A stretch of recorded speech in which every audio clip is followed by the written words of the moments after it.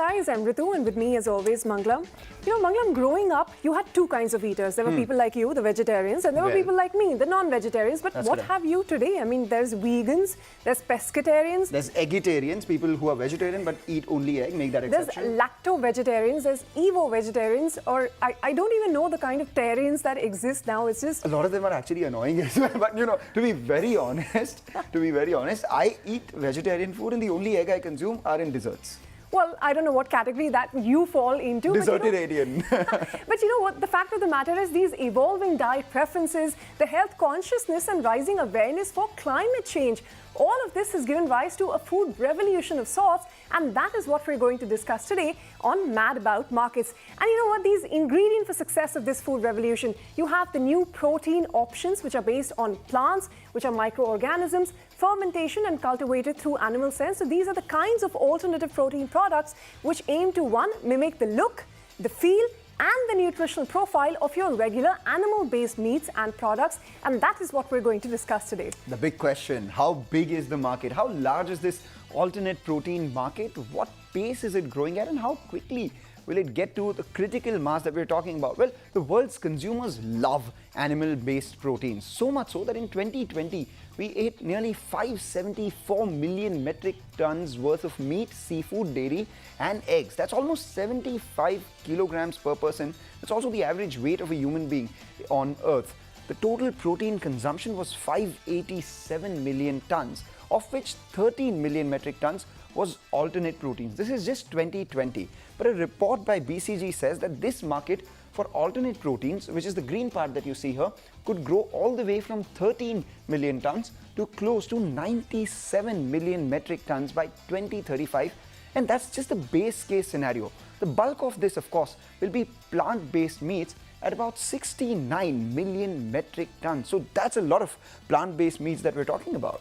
And you know, the plant-based alternatives, actually, if you look at the overall space, the study also finds that the alternative protein forms only 2% of the total animal protein market. So that is the potential for growth, because by 2035, it is expected that they will make up almost 11% of the overall protein market. And that, again, like you said, was a base case scenario, right? In a faster technological innovation scenario where there's full regulatory support, it could speed up growth all the way to 22% in an optimistic scenario. So huge potential for growth from 2% all the way to 22%.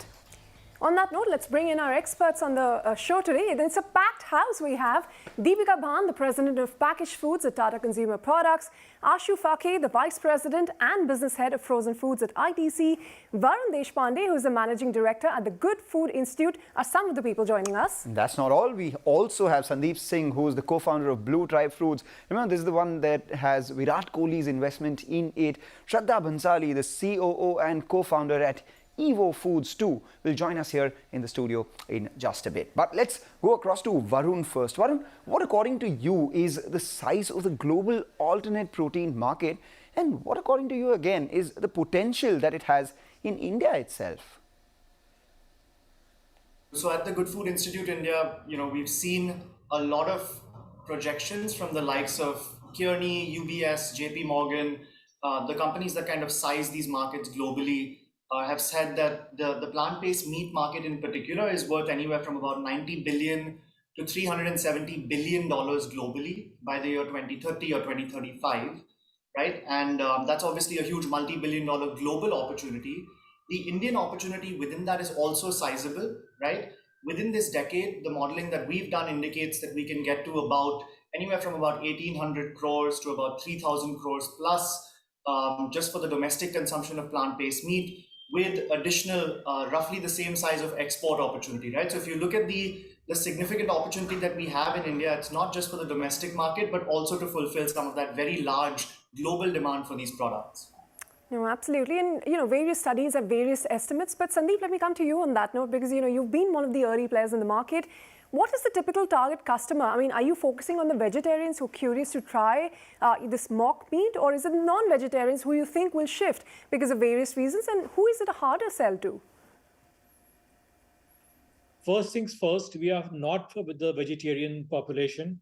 We believe if vegetarians eat our meat, it's achieving nothing on the global scale. It's not reducing greenhouse emission. It's not saving animals' lives. So we are very clearly for the non-vegetarian only, I would say. Vegetarians are welcome to eat it, but to make an impact, we need the meat-eating consumer to switch to us. Now, of course, you rightly said that unlike the West, we don't eat meat like twice a day, like in the West. So we believe even if somebody's eating meat, say thrice a week, if he switches to Blue Try once a week, we have made a positive impact.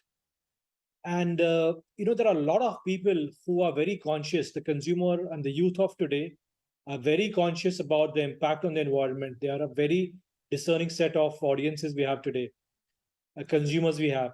So a lot of people who are, they know that what industrial meat does, and they are very conscious, and they would like to kind of reduce the greenhouse emission. The youth is very conscious. So the conscious consumer will switch to this, and they are switching. Ashu, how has the consumer acceptance been, and what are your expansion plans in this space? Plant-based diets, if you look at the portfolio that ITC MasterChef has today, in my plant-based diets portion, there is enough and more for consumers seeking alternates in plant, because the idea is, are we giving consumers enough beyond just paneer as an alternate in the veg space? So in my portfolio, I have products as beetroot kebab. If you look at my kebab range, I have beetroot kebabs, I have a dahi kebab, I have a falafel kebab, which is plant-based in a way, right? So that's the space we operate. And now I've introduced the incredible nuggets and incredible burger patties, which is in the plant-based space as we say. And if you're a non-vegetarian, you have an option to try out the plant-based, or you can also try out the alternate protein in the incredible burger patties and nuggets that we have. Because it gives you a texture and a feel which is similar to a non-veg bite, but it is obviously in the vegetarian space. All right, gentlemen, hold your thoughts. As we said earlier, Shraddha Bhatsali, the co-founder at Evo Foods, is also going to be joining us. Shraddha, welcome to the studio here, and thank you for joining us. The hot new entrant in the plant-based meat or egg category, rather. So I actually wanted to start by asking you, what is the opportunity you saw? Because, I, for one, I am a meat eater, I consume eggs. Why would I go buy a plant-based egg, and how would you convert me with your pricing, for instance? Okay, so the opportunity over here, the one thing we need to understand, right, is when you look at the plant-based market right now, on the innovation bell curve, where, we're at the beginning, we're at the innovator, early adopter phase, right? Yeah. So currently, with the kind of education and the price points which are available on the market, the opportunity is not per se to, convert someone like you who's having it. Currently, it's more for your vegans and vegetarians. But I will tell you, when it gets better. That is the exact opposite of what Blue Tribe told us. For instance, they were saying that target audience is very much And I'm a vegetarian. Yeah. I don't know whether I'll be able to consume an Evo product. How do you convince me to consume a product that tastes like egg? Because I don't like the taste of egg. Okay, so two things. To answer your question first, how do you convince like the mass market, right? Yeah. How do you get them to have eggs, right? So let's look at, a product that gives you all the benefits of the eggs that you love, right? Yeah. The taste, texture, protein, all that stuff without any of the nasties, right? So none of the cholesterol, no antibiotics, no cruelty. No smell. And no smell, and it's better for the planet, right? Yeah. And that, at a price point, that is the same as an organic egg. So if you're looking at a better egg, this product is for you. But if you're currently buying an egg at, the conventional egg rate, which is around 7 rupees, this product will be for you, but when I can give you a better value for your money. Yes. How much does this cost? Huh? How much does it cost? This product right now, we're priced in the ballpark of organic eggs currently. Which would be? Between 250 to 300.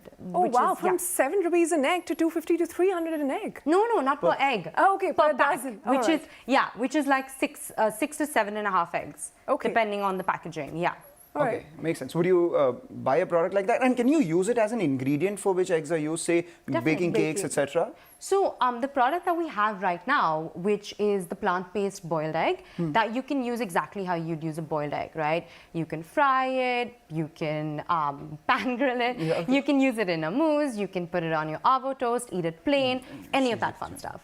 All right, quickly, hold your thoughts there. We're very curious about this product, but we'll get back to you in just a bit. By 2035, it is actually estimated that every 10th portion of meat, dairy, eggs that is consumed around the globe is very likely to be alternative, and that is a best case scenario for the industry. The result is going to be a $290 billion market size for alternative proteins by 2035 globally. And this is going to yield significant benefits, not just for consumers, but like Shraddha was telling us, also for the climate.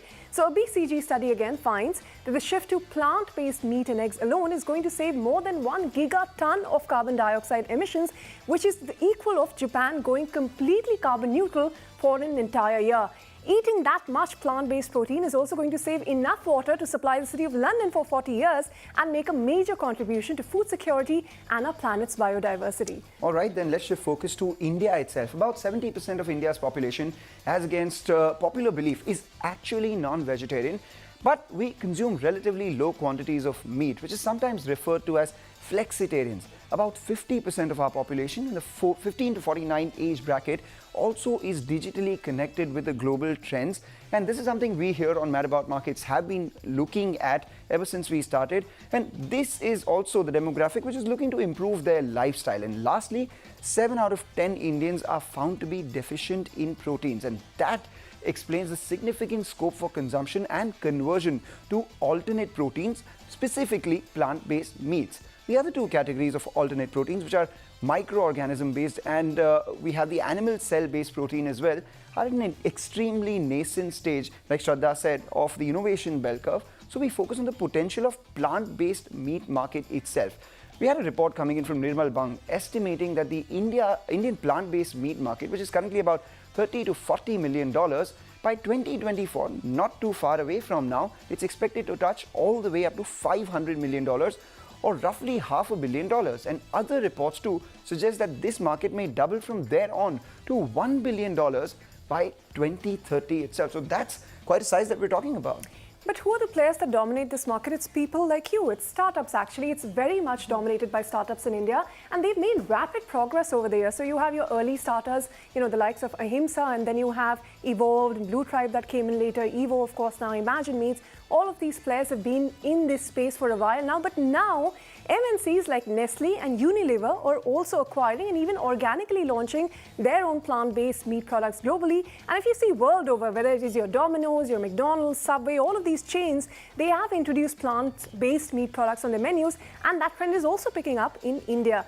Recently, you also had the big FMCG companies, the likes of Tata Consumer or ITC, also launching their products in the plant-based meat category as early as this year itself. So ample opportunity, first dominated by the startups, but now also getting into the space from the more established players. But let me toss that question to you, at Tata Consumer, Deepika, because what made you look at this market now? Because you're only making your entry now in a space which is heavily dominated by startups. How much of the market share do you think you will be able to capture? So I think let me start by saying that actually we think it's a big, juicy opportunity, right? It's definitely a Horizon 3 bet. So we're not in this market for the size today. We're in this market for what it promises to be. Aside from the fact that we know we are more a meat eating than a vegetarian country, right? 7 out of 10 Indians actually consume meat. That there is, we are all seeing a really large trend towards more conscious consumption.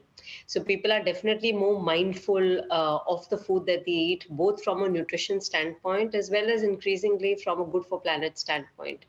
And so there is definitely a very high proclivity to try, things like alternative meat. All right, but the bigger question again is, what do consumers want in India in their plant-based meats? It really comes down to 3 things. The first one, the taste, of course. The second one, the texture of real meat. And the third, most important one, pricing. In fact, earlier we conducted a poll to understand the acceptance of plant-based meat in India. And here's what it threw up.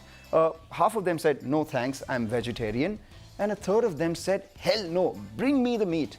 5% have switched over to plant-based, whereas 15% have said that they're vegetarian, but they're curious to taste. Pricing is extremely important, Deepika. So what would motivate people to actually buy or try this product? Price-wise, it's much higher, right? No, I mean, that's a great question, and you're absolutely right. This is very early stage, right, in this industry. And as a result, at this point, the scale economics are not allowing for great cost. So today, if you went out to buy an alternative meat product, it will be more expensive than a meat substitute. Yeah, anything between 1.3 to 1.8x, depending on what flavor you buy. So we are very conscious that one of the challenges definitely in getting this adoption to go up is going to be to offer this at cost which is parity to meat. In an ideal world, you want it to even be cheaper because you want to incentivize consumption. I think with a bit of scale, some of that will kick in. Yeah, so getting price and cost right is something we're very conscious about. At this point, our endeavor has been to pass the first test with the consumer, which is the taste test, right? Because the biggest barrier to entry of the category is going to be if it feels like meat to you. So yes, we are conscious that it's higher cost, but that will settle over time. All right, Deepika, take your point, but like we said, again, for companies, it also becomes about profitability. And at an innovation scale, you require a lot of investment to get there. So Varun, what has been the investor interest in this space been like outside in India? Is it as high as what we see globally? Yeah, globally, investors have poured in about 11 billion with a B US dollars into this overall smart protein landscape. That includes plant-based foods, but also the other categories like products produced from animal cells or from fungi, etc. In India, there's only been a very minuscule amount that's gone into investment here, right? So we think India can actually be a huge growth market for this. Out of that 11 billion, less than 15 million with an M US dollars have gone into India over the last decade or so. And a lot of that has come within the last couple of years. In fact, we're seeing a lot of market momentum in India. We're seeing something like 40 plus companies across all plant-based industries, that's meat, egg and dairy, plant-based foods, that are being formed, and many of them were formed within the last 18 months and coming to market as we speak. So there is this huge opportunity now, and investors are seeing it positively, especially when they look at, for example, consumers saying, 63% of consumers saying, as I was mentioning, that they would be willing to or extremely willing to replace their meat consumption with a plant-based meat product. That does present an opportunity for a very interesting market for them to invest in. All right, and that brings us to the question to Shraddha. Shraddha, how much money have you raised so far, and do you make any revenue? So we just actually launched. We've raised just under 1 million in our pre-seed round, and we're raising more currently. Like you said, yes, it is pretty capital intensive because we have put in a lot of money into the R&D portion of creating Evo. But yeah, we just launched actually 20 days ago, and the response has been fantastic. Actually, the first day for pre-sales without any ad revenue, we sold 1,000 eggs on the first day, pre-sales. So it's been pretty exciting. It is pretty early to give more concrete numbers, but there's a definite excitement in the market for the product. There is an excitement in the market, but do you think it's going to remain more of a metro phenomenon? Is it really going to be able to become a mass product, especially something as niche as, vegetarian eggs? Okay. So, like I've said before, right, the Indian mentality is a value for money mentality. Yeah, absolutely. Taste is amazing, texture is amazing, but when it comes to tier 2, tier 3 cities, if we cannot compete on price, then we can't really capture mass market, right? Like I said, when it comes to value for money, we need to give the customer a bang for the buck. What does that mean, right? Better nutrition capabilities, better functionality, at the same price point. We need to give them everything and more that their animal product can give them. And how close are you to getting there?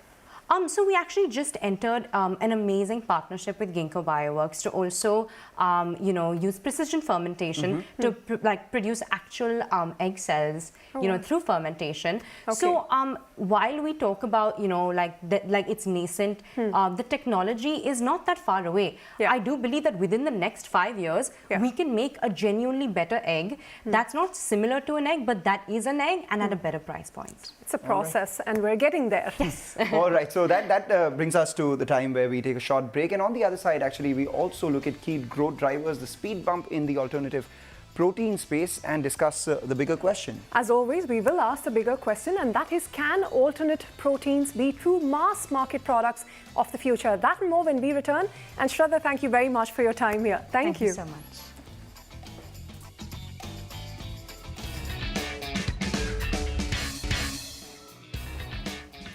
Welcome back. You're on Mad About Markets, and today we're talking about the alternative protein industry, expected to be almost $1 billion industry in India within the next 10 years. But right now, it is a nascent industry, and given that it is a nascent industry like all others, it has its own sets of challenges which it has to grapple with. So consumer acceptance is the biggest one, where the industry needs to maintain consumers' interest in these alternative proteins and their willingness to adopt to them, which could be impaired by concerns about sustainability, about health and safety. Then, of course, there's always the risk that the industry could be suddenly transformed by an entirely new technology, such as the creation of foods which are not even based on agricultural inputs at all. So that is something they have to keep up with. Proper regulation of how alternative proteins are made, approved and marketed and labeled is also essential at present. And the global regulatory environment, that is still quite vague and fragmented. Of course, it is developing rapidly with the industry as well. And there are other challenges you have, whether it is ingredient and supply chain disruptions, or impact on industries which are dependent on livestock and so on. So the list of challenges is quite large, given that it is a relatively newer industry. So Ashu, actually at ITC, what do you perceive to be the bigger challenges as someone who's just entered this market? I think the first is going to be around awareness, which as a challenge and an opportunity per se, as both in the health space and around sustainability. As that continues to grow, I think people become more aware of the space and therefore seek out alternates. With awareness is also linked the fact that do people know enough of this, the product range available? So accessibility is going to be very important. Getting the product to be accessible to a large number of consumers is going to be key. Third is going to be affordability, Ritu. I mean, it's at this point in time, if you just look at the alternate protein space, it is expensive. It is 2 to 3 times more expensive than the current products available in the market. So you need to crack the affordability piece. And I think the fourth, which for me, which is also is very, very important, is around taste. You can get the other 3 going, but if you don't get the taste right, and if you don't provide consumers with a variety of great tasting products in this space, the format and the category will remain restricted. Take that point: awareness, access, affordability, and most importantly, taste. But Deepika, what according to you, from a Tata consumer standpoint, are the challenges which are unique in India to promote a product like this? We have our own set of challenges, right? First, let me start by saying that there is greater opportunity than there is challenge. But the big challenges for us as we start to grow the category in India, number one is, just helping the consumer form the new habit.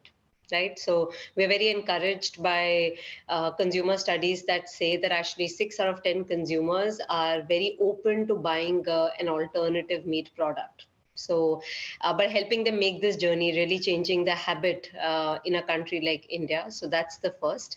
The second is cost. Yeah, so ensuring that we are able to provide this at a cost which is very close to the meat substitutes is going to be a big game changer in being able to get penetration for the category. So these 2, I think, are the top challenges. The third one I'm a bit more confident about, which is taste. So we've got to make this change simple for consumers. It's a big change. So as far as the consumer is concerned, the product should taste as good as your meat product does. And I think that's what we're very conscious about. All right, and that brings us to the bigger question: can alternative proteins be true mass-based products in the future here or not? And we pose this question to both Sandeep as well as Ashu. Sandeep, take it away. Being a mass market, company was going to take time for us. I would say we are at least 5 years away from that. And you're right, we cannot be a mass product, nor are we positioning ourselves for that.